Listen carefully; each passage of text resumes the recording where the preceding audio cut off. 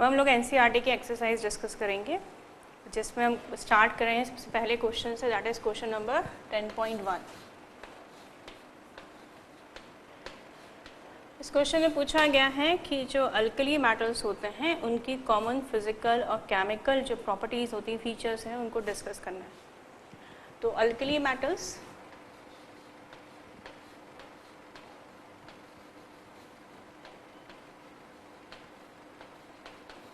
Periodic table में सबसे left side में प्रेजेंट एलिमेंट, उनका ग्रुप नंबर है फर्स्ट है, और इसमें lithium, sodium, potassium, rubidium, caesium, francium element शामिल होते हैं। तो पहले बात करें, they are called S block element, मतलब लास्ट इलेक्ट्रॉन इनका एस में होता है, एन इनके पीरियड नंबर को शो कर रहा होता है, या वैलेंस शेल को जिसमें लास्ट इलेक्ट्रॉन है, और एस में एक इलेक्ट्रॉन होते हैं। तो इनका इलेक्ट्रॉनिक कॉन्फ़िगरेशन होता है NS1, पहली प्रॉपर्टी। सेकेंड प्रॉपर्टी, क्योंकि इनके पास में एक इलेक्ट्रॉन है और साइज़ बड़ी होने के कारण ये आसानी से इलेक्ट्रॉन लूज़ करते हैं, और वो एलिमेंट जो इलेक्ट्रॉन लूज़ करते हैं दे आर मेटल्स। तो अगर ये इलेक्ट्रॉन लूज़ कर रहे हैं, तो अगर लूज़ करने की कैपेसिटी की बात करो तो ये सिर्फ एक ही इलेक्ट्रॉन लूज़ कर पाएंगे, इसलिए इनकी ऑक्सीडेशन स्टेट जो होती है वो हमेशा होती है +1। कोई भी कंपाउंड देखिए आप अल्कली मेटल्स की, उनमें ऑक्सीडेशन स्टेट +1 होती है। ये इनकी सेकेंड कैरेक्टरिस्टिक्स हो गई। तीसरी अगर हम प्रॉपर्टी की बात करें तो since they have very large size, they easily lose electron because of low ionisation energy. तो इनकी तीसरी कैरेक्टरिस्टिक्स ये है कि इनकी आयोनाइजेशन एनर्जी बहुत कम होती है। और मैं सारी चीज़ों को इंटरलिंक करूं तो इस तरह एक और प्रॉपर्टी शामिल हो सकती है इसी के साथ में,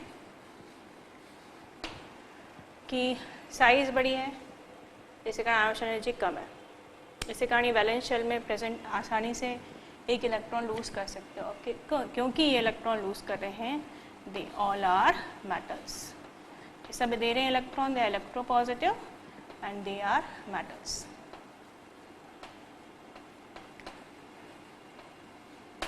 मेटल्स होने के साथ में ये इलेक्ट्रॉन लूज़ करते हैं, तो अगर आप लिथियम को छोड़ दें, क्योंकि लिथियम के ऑक्साइड का है, लिथियम का क्लोराइड का है, उनमें कोवेलेंट कैरेक्टर आ जाते हैं, बात की थी due to small size and high effective nuclear charge.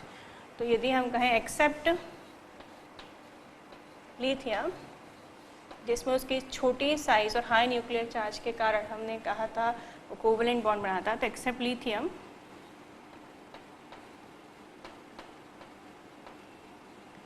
they all form ionic bond।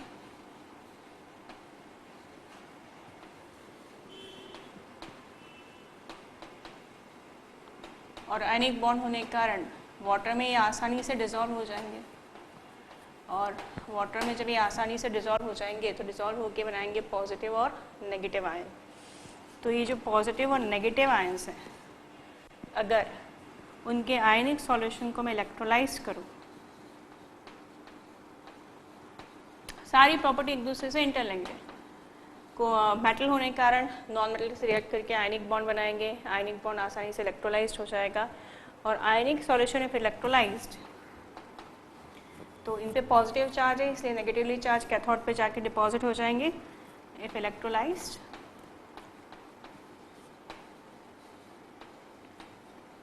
It is deposited over the cathode.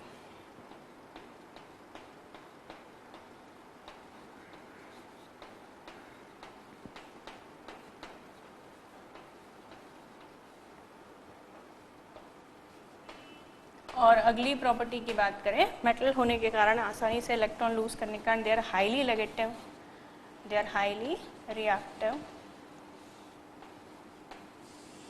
बहुत ज़्यादा रिएक्टिव है, एटमॉस्फेयर प्रेजेंट ऑक्सीजन से रिएक्ट कर जाते हैं, नॉन मेटल के साथ जितने भी हैं, और हेलोजन हाइड्रोजन रिएक्ट कर जाते हैं, तो they are highly reactive. So do not found free in nature. आपको ये फ्री नहीं मिलते, हमेशा कंपाउंड के स्टेट में मिलते हैं, क्योंकि नॉन मेटल जो एटमॉस्फेयर लाइक नाइट्रोजन, ऑक्सीजन, इनके साथ रिएक्ट करके कंपाउंड बनाते हैं, they are highly reactive. So does not found free in state.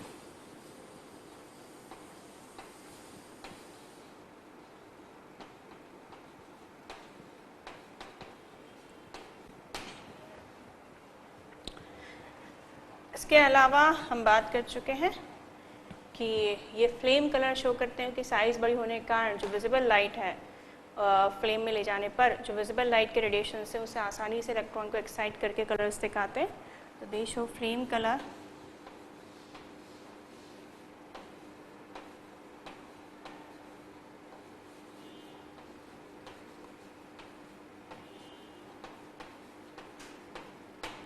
और अगर मैं इसकी अमोनिया में सॉल्यूशन की बात करूं तो याद कीजिए अमोनिया में सॉल्यूशन मिलाने पर अमोनिएटेड इलेक्ट्रॉन मिलता है जो कि ब्लू कलर दिखाता है, जो पैरामैग्नेटिक होता है, जो कंडक्टिविटी दिखाता है। तो दे फॉर्म ब्लू पैरामैग्नेटिक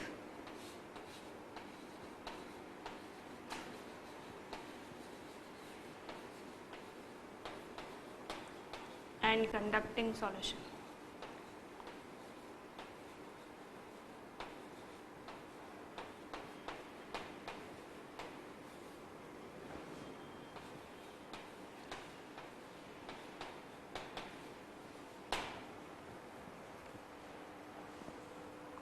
तो ये जो है ये सारी प्रॉपर्टीज़ अल्कली मेटल्स की हुई। और यदि हम नेक्स्ट क्वेश्चन 10.1 देखें जिसमें सेम क्वेश्चन लिया गया है 10.1 की तरह 10.2, पर इसमें सवाल ये पूछा गया है कि discuss the properties of alkaline earth metal, जो इसके जस्ट पास वाला मेंबर है।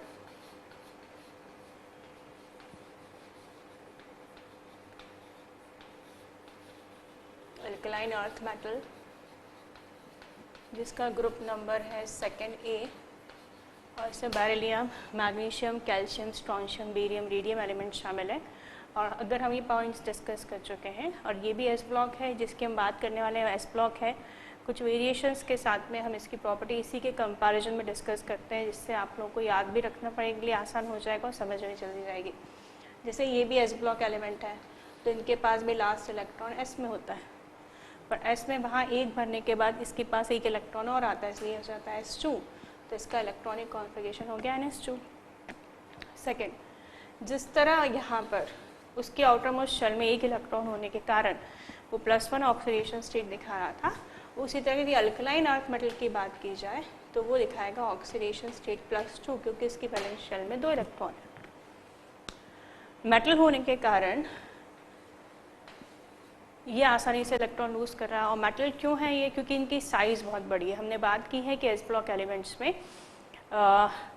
जो लेफ्ट साइड में है वो राइट साइड के एलिमेंट छोटे होते हैं और लेफ्ट साइड से साइज़ छोटी होना शुरू होती है। मतलब ये सबसे बड़े एलिमेंट्स हैं, इनके बाद आने वाले एलिमेंट्स की साइज़ छोटी है। तो साइज़ में बड़े होने के कारण क्या एमिशन एनर्जी जो है वो कम है। एग्जैक्टली सेम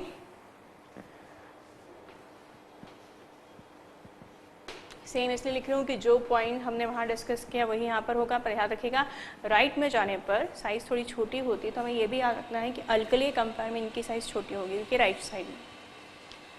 याद रखें वजह है same period number but in fact increase in nuclear charge, हमने रीज़न पढ़ा था। दे आर मेटल्स, तो दे आर ऑल्सो मेटल्स। ये प्रॉपर्टी भी सेम है, फोर्थ प्रॉपर्टी दोनों की सेम है, दोनों के दोनों ही मेटल्स हैं। फिफ्थ प्रॉपर्टी, जैसे हमने कहा कि लिथियम को छोड़कर मैक्सिमम सारे कंपाउंड आयनिक बनाते हैं, उसी तरह बेरिलियम की भी साइज़ छोटी है, न्यूक्लियर चार्ज ज़्यादा है, इफेक्टिव न्यूक्लियर चार्ज। तो हम यहाँ कहेंगे एक्सेप्ट बेरिलियम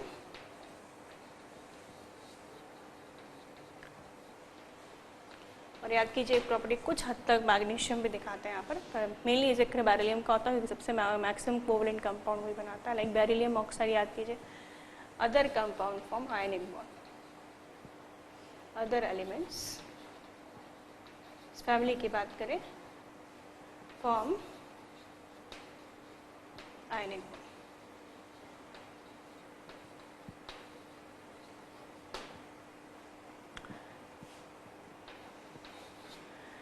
वही बात है, अगर ये आयनिक कंपाउंड बनाते हैं तो वाटर में आसानी से सॉल्युबल हैं, पानी में सॉल्युबल होके ये प्लस और माइनस में डिसोशिएट हो जाते हैं। जैसे वहाँ एग्जांपल है NaCl, KCl, वैसे यहाँ पर हम बात कर सकते हैं मैग्नीशियम क्लोराइड, कैल्शियम क्लोराइड जैसे सब्सटेंस। और पानी में जो आयंस टूटते हैं इस तरह इन्हें इलेक्ट्रोलाइट्स कहा जाता है। और ये positively charge ion negatively charge cathode की ओर अट्रैक्ट होती है जब इनका इलेक्ट्रोलिसिस करते हैं और ये जाके उस पर डिपॉजिट कर देते हैं। तो यहाँ भी सेम पॉइंट आएगा कि ये भी आयनिक कंपाउंड है, ये भी इलेक्ट्रोलाइट है, पानी में जाके आयोनाइज्ड होंगे और इन पे जब प्लस चार्ज आएगा तो कैथोड पे जाके डिपॉजिट हो जाएंगे। 7th point, they are highly reactive so do not found in free state. Metals आसानी से इलेक्ट्रॉन लूज कर रहे हैं और नेचर में प्रेजेंट ऑक्सीजन नाइट्रोजन आसानी से रिएक्शन कर लेते हैं इनसे, जिससे ये फ्री स्टेट में नहीं पाए जाते। तो ये प्रॉपर्टी में एग्जैक्टली मैच करेगी अल्कली के साथ में। पर कंपैरिजन बेसिस पे ये ज़्यादा रिएक्टिव है, इनकी रिएक्टिविटी थोड़ी सी कमी आई है क्योंकि साइज छोटी होने से इनकी एक्शन एनर्जी बड़ी है, तो इलेक्ट्रॉन लूज करने की टेंडेंसी कम हुई है। फ्लेम कलर, इसमें एक्स्ट्रा पॉइंट ये आता है कि except beryllium and magnesium,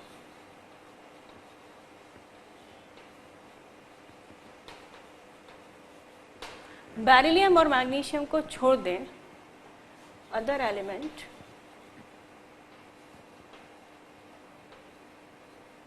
show flame colour.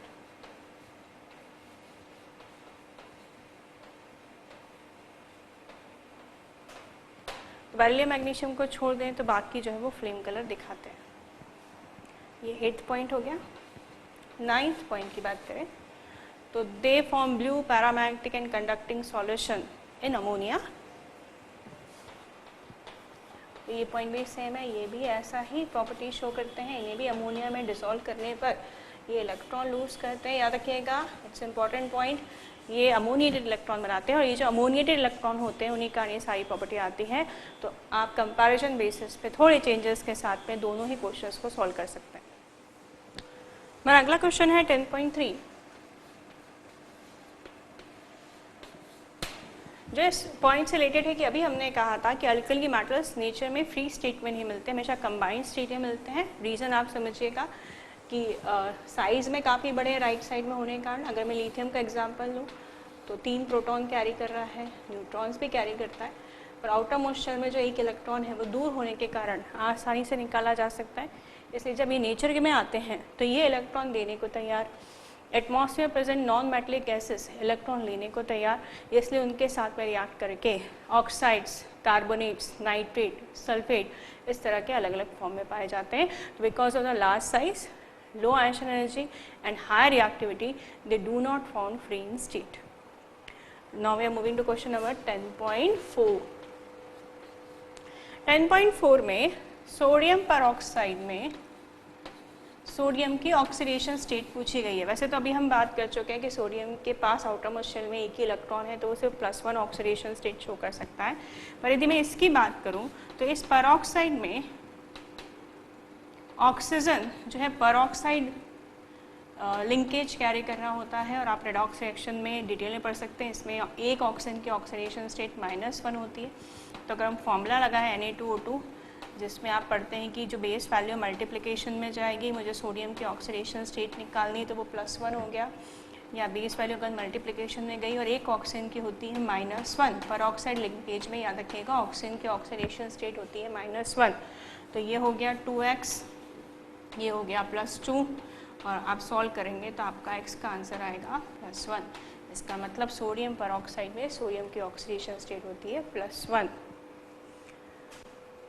Now question number 10.5, इससे पूछा गया है कि अगर रिएक्टिविटी बेसिस पे बात की जाए, कंपैरिजन किया जाए कि सोडियम और पोटेशियम में कौन ज़्यादा रिएक्टिव है, तो सोडियम पोटेशियम के कंपेयर में कम रिएक्टिव है।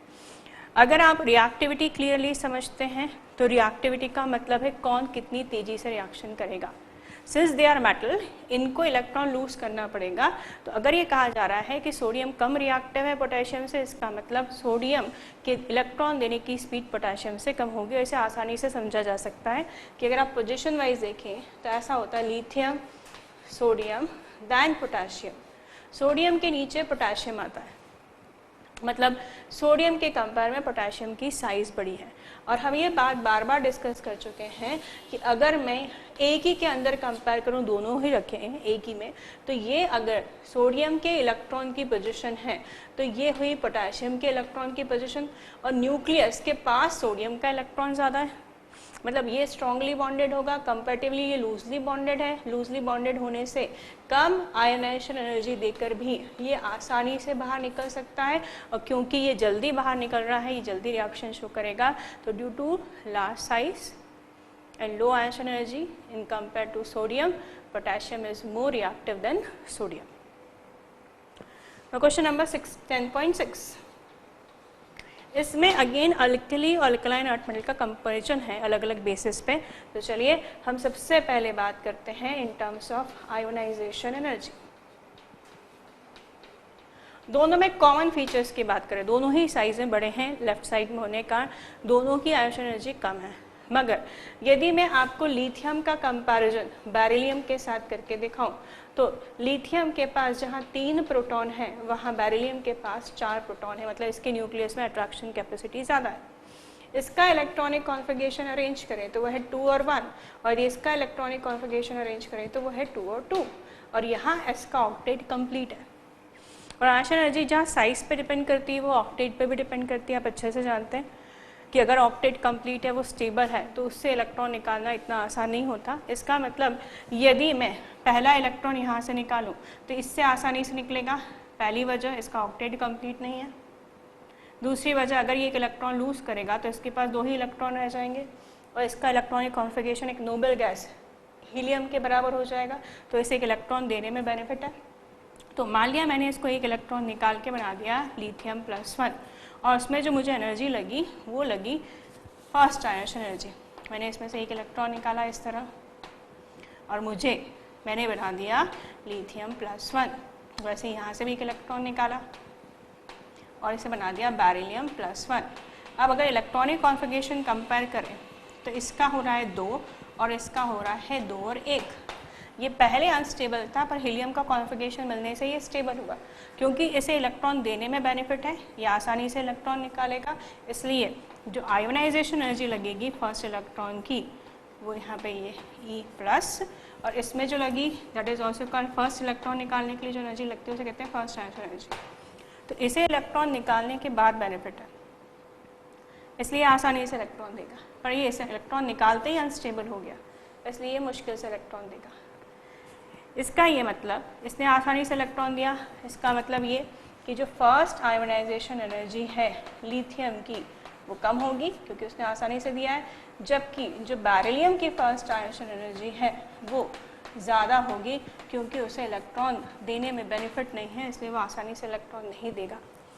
मगर यदि मैं सेकेंड इलेक्ट्रॉनिक कॉन्फ़िगरेशन की बात करूँ, अगर मैं यहाँ से इसका दूसरा इलेक्ट्रॉन भी निकालना चाहती हूँ जिससे इलेक्ट्रॉनिक कॉन्फ़िगरेशन 1 होगा, क्योंकि अनस्टेबल है हाईली सोच सकते हैं, अब स्टेबल कॉन्फ़िगरेशन से निकाल रहा हूँ, पर सेकेंड इलेक्ट्रॉन निकालने में जो एनर्जी लगेगी उसे कहेंगे सेकेंड आयन एनर्जी. और अगर मैं देखूँ ऐसा करने में लिथियम में क्या चेंजेस आ रहे हैं, तो पहले इलेक्ट्रॉनिक कॉन्फ़िगरेशन जहाँ हीलियम के बराबर था जो कि एक इनर्ट गैस है, अब ये अनस्टेबल है. मतलब ये आसानी से सेकेंड इलेक्ट्रॉन नहीं निकालेगा, इसलिए आपको इसको निकालने के लिए ज़्यादा आयन एनर्जी देनी पड़ेगी. पर यदि इसी तरह आप सेकेंड आयन एनर्जी देकर बेरिलियम का इलेक्ट्रॉन निकालें तो ये क्लियरली दिख रहा है कि अब जो कॉन्फ़िगरेशन है वो उसे स्टेबिलिटी की ओर ले जा रहा है. वो इंटरेस्टेड है इलेक्ट्रॉन देने में क्योंकि वो स्टेबल हो रहा है, तो उस केस में एनर्जी हमको कम लगेगी, तो सेकेंड आयन एनर्जी कम लगेगी. इसका मतलब अब second ion energy first ion energy जहाँ लिथियम बेरिलियम की ज़्यादा थी, वहीं सेकेंड आयन एनर्जी अब लिथियम की ज़्यादा होगी. This is comparison basis basicity of oxide.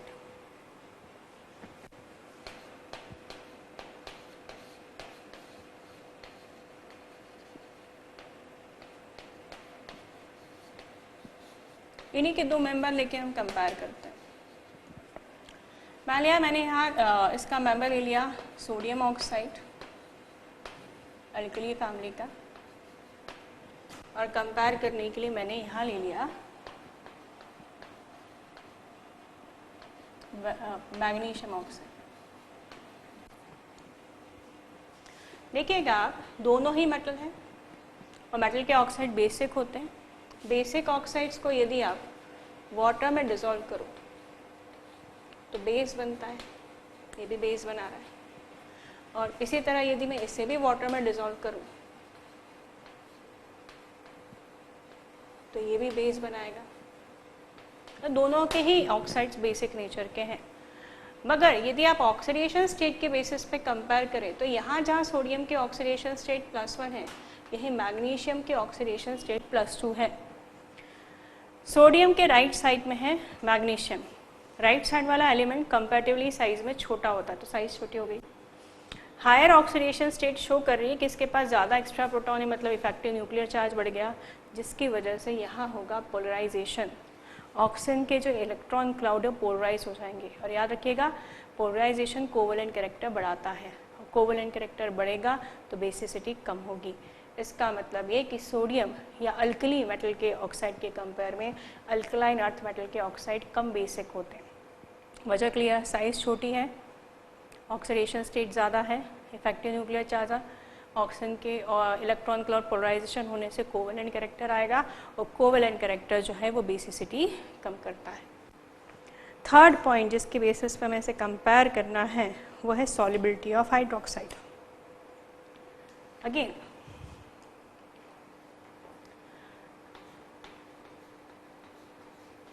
अगर हम हाइड्रोक्साइड्स की सॉल्युबिलिटी की बात करें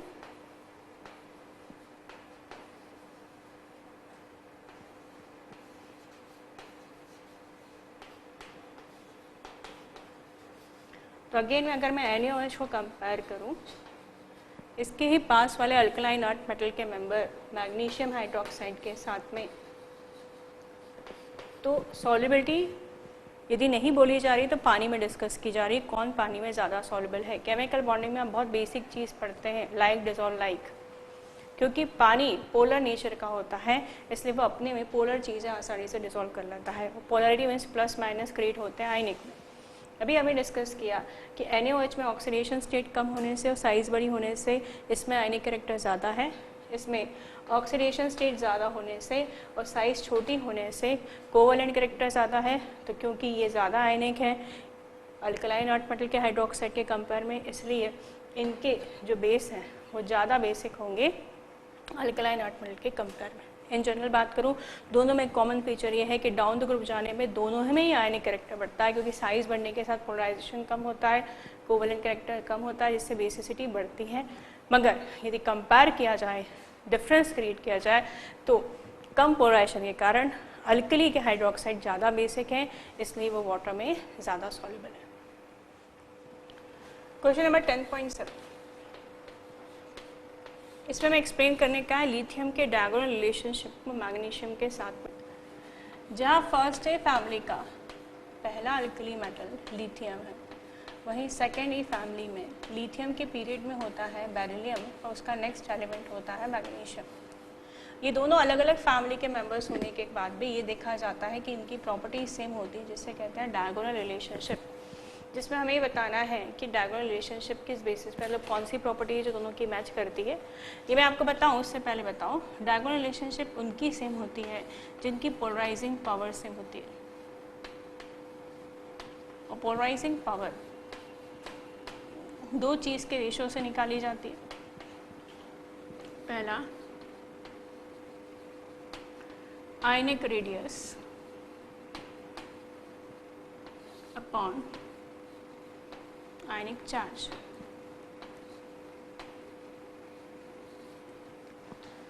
इस बेसिस पे दोनों की पोलराइजिंग पावर सेम है, इसलिए कॉमन कैरेक्टरिस्टिक्स है। बात करें सेम प्रॉपर्टीज़ की, तो जो पहली प्रॉपर्टी है कि दोनों ही सबसे हार्ड एलिमेंट्स हैं अपनी फैमिली में, बोथ आर हार्ड मेटल।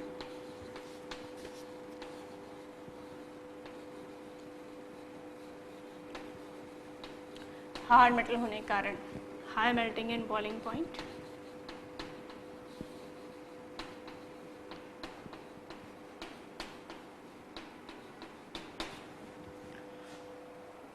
और comparatively less reactive in compared to other family members.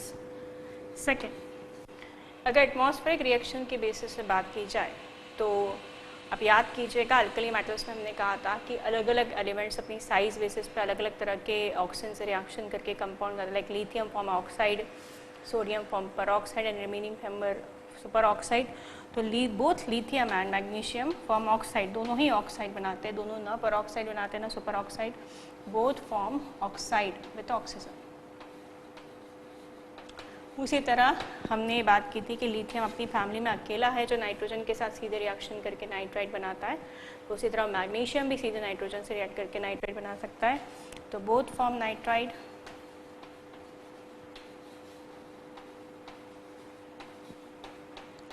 ये सेकेंड कैरेक्टरिस्टिक्स है इनकी। नाइट्राइट में आप कह सकते हो जैसे यहाँ पे इसका ऑक्साइड होगा Li2O, वैसे ही वो बनाता है ऑक्साइड MgO, वैसे ही यहाँ पे लिथियम का नाइट्राइड याद कीजिए Li3N और यहाँ हो जाएगा Mg3N2। तो ऑक्सीजन हो गया, नाइट्रोजन हो गया। अगर मैं हैलोजन से बात करूँ तो हैलोजन में दो बेसिस पे दोनों सेम है। पहले तो ये कि लिथियम अपनी छोटी साइज हाई पोलराइजिंग पावर के कारण जहाँ कोवेलेंट कैरेक्टर दिखाता है, मतलब इसके हैलाइड्स कोवेलेंट होते हैं, वैसे ही मैग्नीशियम के हैलाइड भी कोवेलेंट होते हैं, जिसके कारण ये नॉन पोलर सॉल्वेंट में भी सॉल्युबल होते हैं। क्योंकि अगर आप मेटल्स की बात करें तो बेसिकली मेटल्स के कंपाउंड अक्सर पानी में डिजॉल्व होते हैं, पर यदि हम यहाँ पर बात करें तो कोवेलेंट कैरेक्टर के कारण इनकी हैलाइड्स जो है वो नॉन पोलर सॉल्वेंट में भी सॉल्युबल होते हैं। तो हैलाइड्स आर सॉल्युबल इन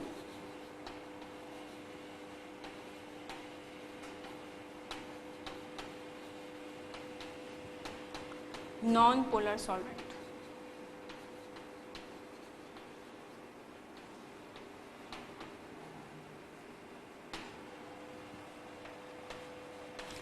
इनके हैलाइड्स में एक कॉमन चीज़, दोनों में ही पोलराइजिंग पावर ज़्यादा होने के कारण ये वाटर ऑफ क्रिस्टलाइजेशन के साथ मिलते हैं, लाइक LiCl.2H2, वैसे मैग्नीशियम मिलता है MgCl2.2H2,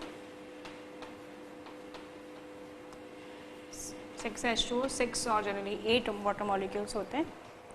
इसके अलावा दोनों के ही जो बाइकार्बोनेट्स हैं वो लिक्विड स्टेट में पाया जाता है। लिथियम तो अनॉमली दिखा रहा है इस मामले, क्योंकि लिथियम अकेला बाइकार्बोनेट है जो लिक्विड स्टेट में पाया जाता है, बाकी सब सॉलिड स्टेट में पाए जाते हैं। तो bicarbonates are found in liquid state.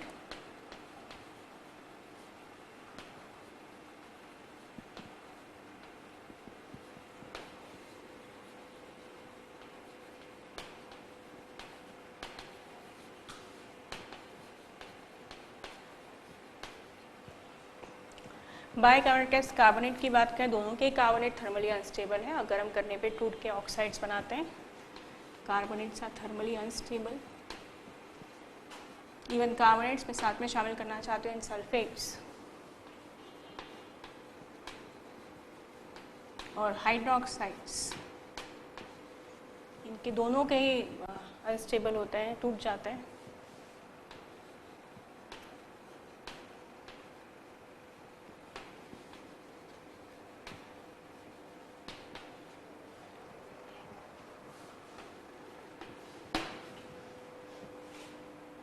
इनके नाइट्रेट्स की बात करते हैं। नाइट्रेट्स की बात ऐसे करूँगी, लिथियम जहाँ नाइट्रेट के फॉर्म में जब गर्म किया जाता है तो वो ऑक्साइड बनाता है, वहीं बाकी इसके मेंबर नाइट्राइट्स बनाते हैं। और लिथियम का डायगोनल रिलेशनशिप मैग्नीशियम के साथ है, दोनों के ही नाइट्रेट्स गर्म करके ऑक्साइड बनाते हैं। तो nitrates of both of them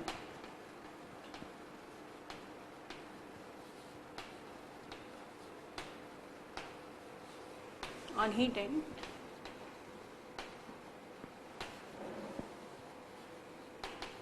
oxide.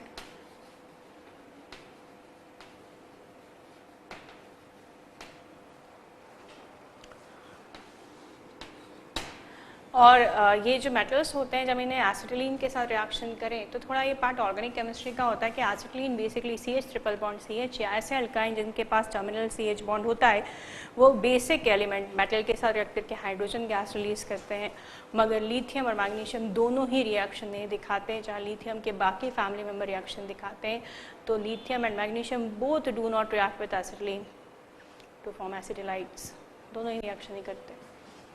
Both lithium and magnesium do not react with acetylene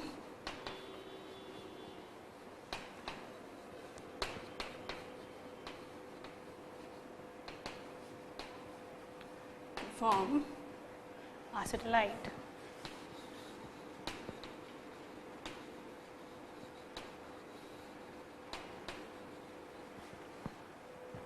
तो ये कुछ पॉइंट्स है जिस बेसिस पे हम कह सकते हैं कि लिथियम और मैग्नीशियम जो डायगोनली प्रेजेंट है वो एक दूसरे के साथ एक जैसी प्रॉपर्टी शो करते हैं। नेक्स्ट क्वेश्चन नंबर 10.8 ये पूछ रहा है,